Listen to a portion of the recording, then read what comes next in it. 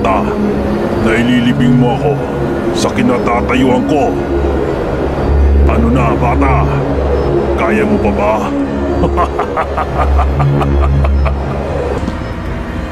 Hindi maganda to.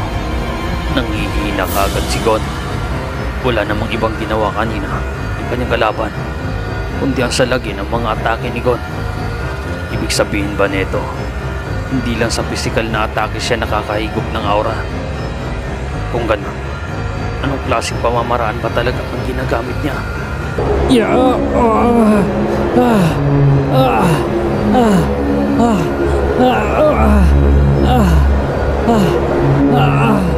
Ano itong nangyari sa akin? Bakit ang bilis kong mapagod? Parang nanghihina ako.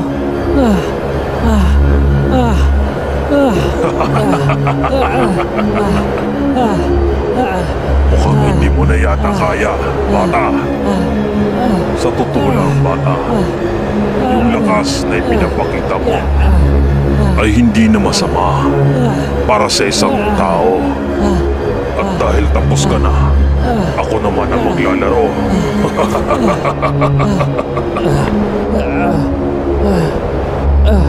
Hindi maaari ito.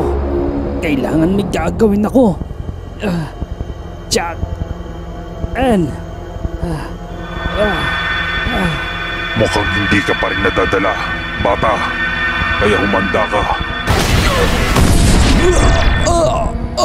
Ano, bata? May lakas ka pa ba? Anong nangyari kay Gon? Bakit parang nanghihina siya? Hindi kaya may kakayahan ng kalaban na humigop ng aura? Napakalakas naman ng isa niyan. Hindi ko na alam kung tatalabas sa kanya ang mga pamamaraan namin.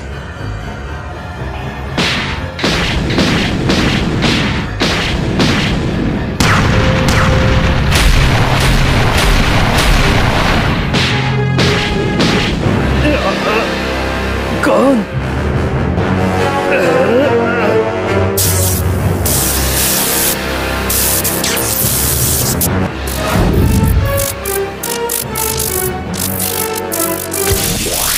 Teka lang sandali, Killua!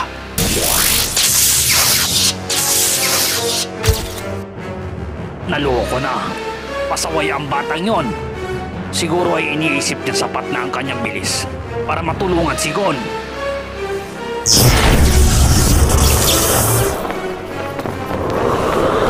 Killua, napakalayo na ng agwat ng iyong bilis kumpara sa dati mong bilis nung panahong hindi mo pa nabunot ang karayom ni Idome.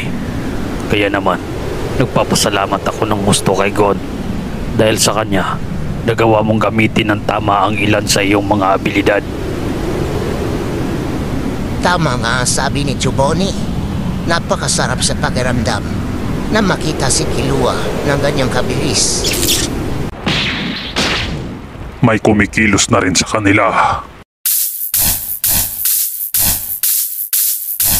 Kailangan ko munang kunin ang atensyon niya para makapagpahinga ng kaunti si Gon.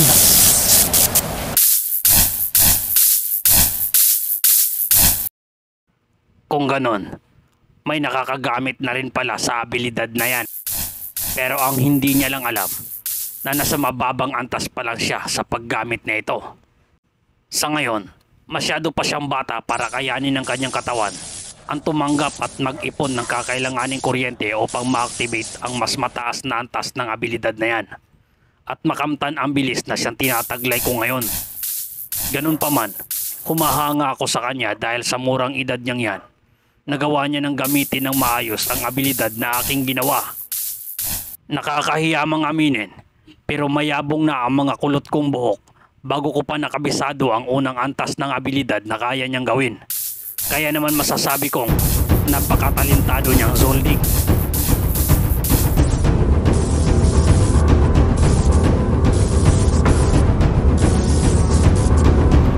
Isa sa mga kasamahan mo ang papunta ngayon dito.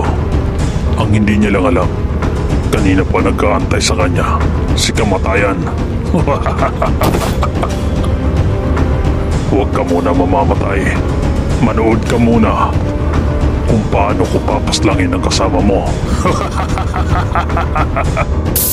Sa oras na makapagpahinga na si Gon, makikita na nila kung gaano kalupit ang aming kombinasyon sa pamamagitan ng aking bilis at ang lakas ni Gon. Sino naman kaya sa kanilang lima? Ang isang yan, napakalakas naman yata ng loob niya para sumugod na mag-isa. Humanda siya sa atin mamaya. Heto na ako, Gon!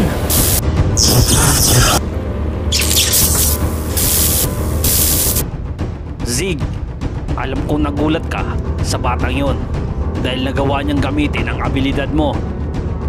Oo, totoong nagulat ako at namangha ako sa batang yon. Pero ang mas ikinagulat ko ngayon ay paanong alam mo na abilidad ko ang gamit-gamit niya ngayon. Pasensya ka na kung ganun, Zig. At kung hindi ako nagkakamali, ang abilidad na ginamit ni Killua ay masyado pang mabagal kumpara sa abilidad na kayang gawin ng katawan mong yan ngayon. Tama ba, Zig? Tama ka nga dyan, Jing. Pero teka lang, masyado naman na yatang malalim ang kaalaman mo patungkol sa abilidad kong yon. Paano nangyari yon? Ning hindi ko naman ginamit sa'yo ang abilidad na yon. Hindi yan ang mas mahalaga sa ngayon. Tandaan mo, higit na mas mabilis ang kalaban kaysa sa abilidad na kayang gamitin ni Killua sa ngayon. Ano ba talaga ang binabalak mo, Jing? At hinayaan mong umalis ang bata kanina na mag-isa. Ito ang bala ko ngayon, Zig. Kaya tanggapin mo ang munting regalong ito.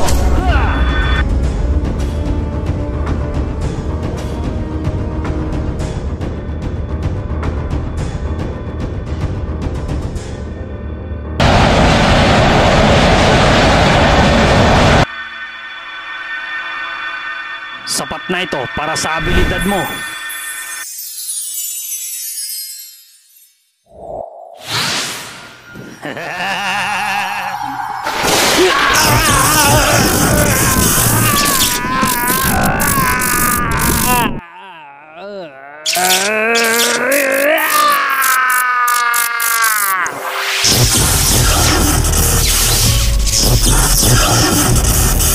Hoy Jing, salamat sa enerhiyang ibinigay mo. Kumanda ka sa akin ngayon, tanda.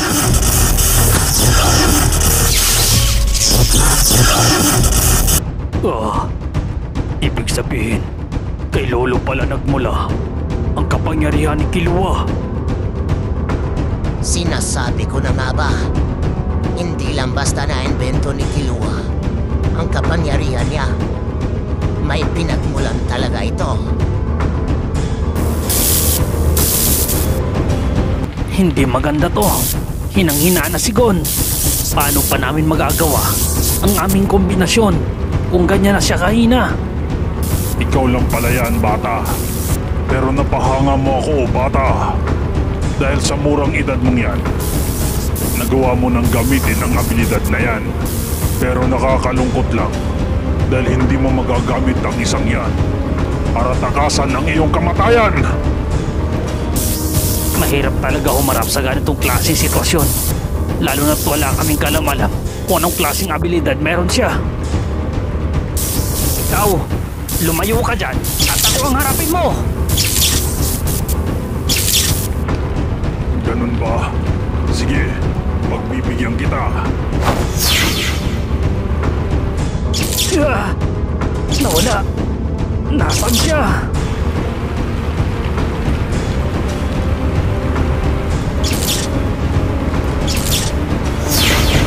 Ano, bata? Handa ka na ba? Paanong speed of the lightning? Masyado naman yata magugulatin ang batang yon. Pero sige lang, tumakbo ka lang ng tumakbo hanggat kaya mo.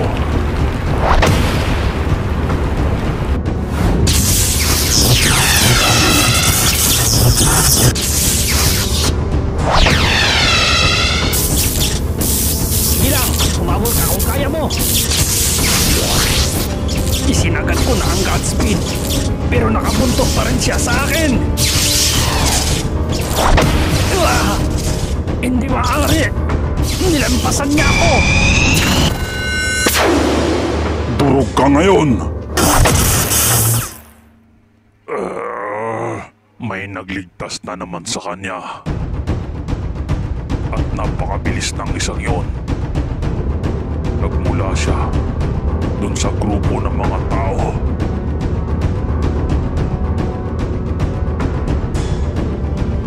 Pinalaki niyang katawan niya.